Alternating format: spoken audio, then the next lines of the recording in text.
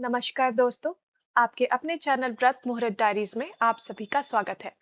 चैत्र नवरात्रि का पावन पर्व भगवान राम के जन्म उत्सव के साथ अर्थात रामनवमी के पावन पर्व के साथ ही पूर्ण होता है। भगवान श्री राम का जन्मोत्सव चैत्र मास की शुक्ल पक्ष की नवमी तिथि को मनाया जाता है। आज की इस वीडियो में हम जानेंगे रामनवमी की पूरी कथा। आगे बढ़ने से पहले अगर आप हमारे चैनल पर नए हैं तो अभी हमारे चैनल को सब्सक्राइब करें और कमेंट्स में जय श्री राम जरूर लिखें। बहुत समय पहले अयोध्या नगरी में महाराज दशरथ नाम के प्रतापी राजा राज करते थे। राजा दशरथ बहुत ही धर्मात्मा और प्रजापालक थे। उनकी 3 रानियां थी, महारानी कौशल्या, रानी कैकेयी और रानी सुमित्रा।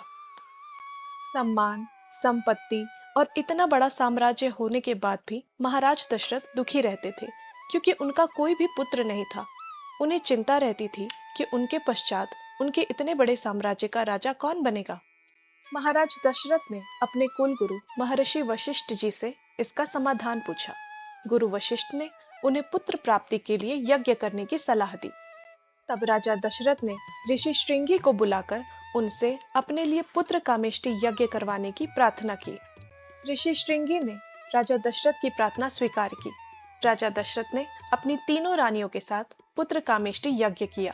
यज्ञ पूरा होने के बाद अग्निदेव प्रकट हुए और उन्होंने खीर से भरा पात्र राजा दशरथ को दिया और उनसे कहा कि इस खीर को अपनी रानियों में बांट दें। राजा दशरथ ने खीर का आधा भाग रानी कौशल्या को दिया और आधा भाग रानी कैकेयी को दिया। जब राजा दशरथ रानी सुमित्रा को खीर देने पहुंचे तब तक उनके पात्र में खीर समाप्त हो चुका था। जब रानी कौशल्या ने देखा कि देवी सुमित्रा को खीर प्राप्त नहीं हो सका, तब उन्होंने अपने पात्र में से थोड़ा खीर रानी सुमित्रा को दिया। ऐसा ही देवी कैकेयी ने भी किया। उन्होंने भी अपने खीर के भाग में से थोड़ा हिस्सा देवी सुमित्रा को दिया और इस तरह राजा दशरथ की तीनों रानियों को अग्निदेव द्वारा प्रदान किया हुआ खीर प्रसाद प्राप्त हो गया। इसके कुछ समय बाद तीनों रानियों ने 4 पुत्रों को जन्म दिया। माता कौशल्या ने भगवान राम को जन्म दिया, माता कैकेयी ने भरत को जन्म दिया और माता सुमित्रा ने 2 पुत्रों को जन्म दिया, लक्ष्मण और शत्रुघ्न। भगवान राम का जन्म चैत्र मास की शुक्ल पक्ष की नवमी तिथि को दोपहर के समय हुआ था। जैसे ही भगवान राम का जन्म हुआ, पूरी अयोध्या नगरी में खुशियां मनाई गई। देवताओं ने पुष्प वर्षा की, संगीत बजने लगे। भगवान राम भगवान विष्णु के अवतार माने जाते हैं। उन्होंने धरती पर धर्म की स्थापना के लिए जन्म लिया था। राम जी बचपन से ही बहुत विनम्र और आज्ञाकारी थे। वे सभी का सम्मान करते थे और सत्य के मार्ग पर चलते थे।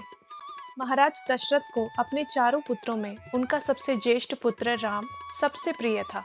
भगवान राम मर्यादा पुरुषोत्तम कहलाते हैं।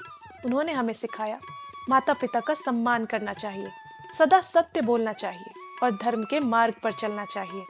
अपने पिता के वचनों का पालन करने हेतु भगवान श्री राम ने 14 वर्षों का वनवास स्वीकार किया।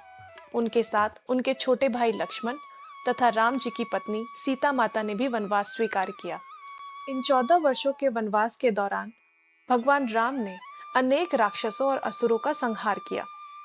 लंकापति रावण द्वारा देवी सीता का हरण करने के कारण भगवान श्री राम ने भगवान हनुमान और सुग्रीव की वानर सेना की सहायता से लंका पर चढ़ाई की और रावण तथा कुंभकर्ण का वध किया। रामनवमी का यह पावन पर्व हमें श्री राम के आदर्श के जीवन की याद दिलाता है। भगवान श्री राम ने हमें सिखाया है कि हमेशा सत्य के मार्ग पर चलना चाहिए, अपने माता पिता का सम्मान करना चाहिए और सभी के साथ प्रेम और करुणा से व्यवहार करना चाहिए। रामनवमी का पर्व केवल एक त्योहार नहीं है, बल्कि यह हमें अपने जीवन को बेहतर बनाने की प्रेरणा देता है। इस दिन भगवान राम का नाम लेने से मन को शांति मिलती है और घर में सुख समृद्धि आती है। रामनवमी हमें सिखाती है कि हमें अपने जीवन में भी भगवान राम जैसे गुण अपनाने चाहिए। भगवान श्री राम से प्रार्थना करनी चाहिए कि वे हमारे जीवन में खुशियां, सफलता और सकारात्मकता भर दें।